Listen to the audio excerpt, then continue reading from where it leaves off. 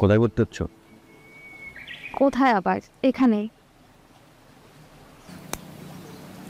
আমার বাবা তো চাচ্ছে আমি ঢাকায় যাই, ঢাকায় গিয়ে ভালো কোথাও ভর্তি হই। ভালো তো, ঢাকায় যাও।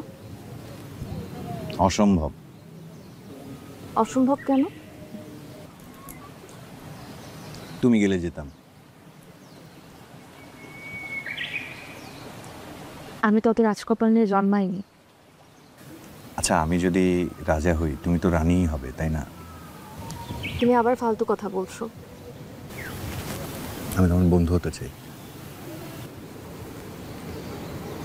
আমরা তো ক্লাসমেট, বন্ধুই তো।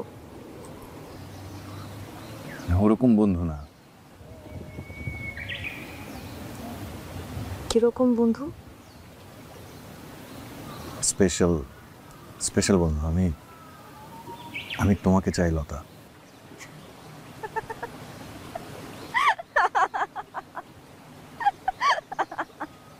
তুমি পাগল হয়ে গেছো মাসুম। আমরা মাত্র বিএ পাশ করেছি, আর আমার স্বপ্ন অনেক বড়, পড়াশোনা করা, পিএইচডি, বিদেশে যাওয়া। তাছাড়া আমরা ক্লাসমেট। হ্যাঁ, তাতে অসুবিধা কি? চলো, আমাকে যেতে হবে।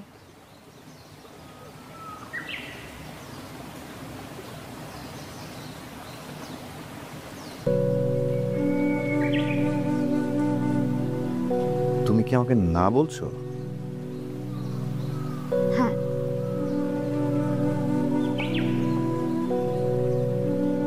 কই চলো, দেরি হয়ে যাচ্ছে তো।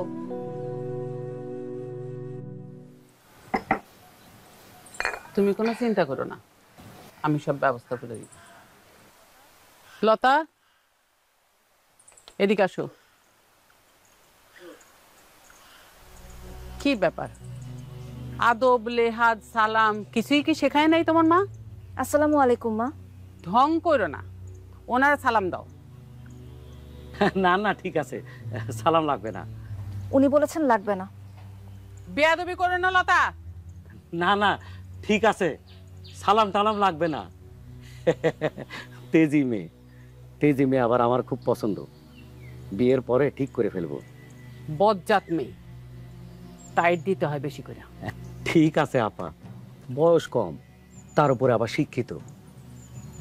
আমি আর কি করব, সৎ মা, এমনিতেই আমার সব কিছুতে দোষ।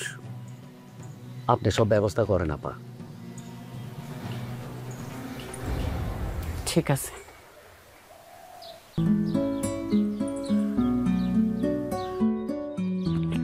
ও,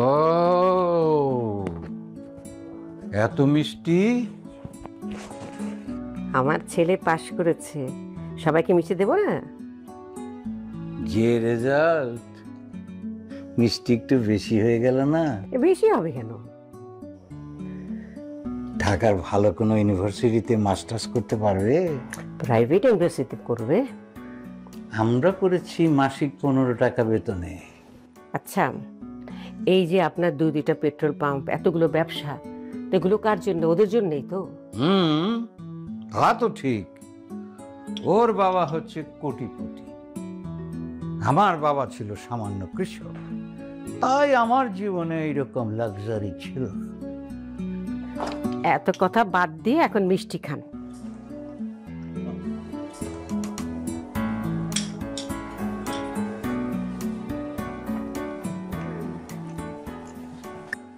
এবার ঢাকা যাও মাসুম, ভালো একটা ইউনিভার্সিটিতে ভর্তি হও।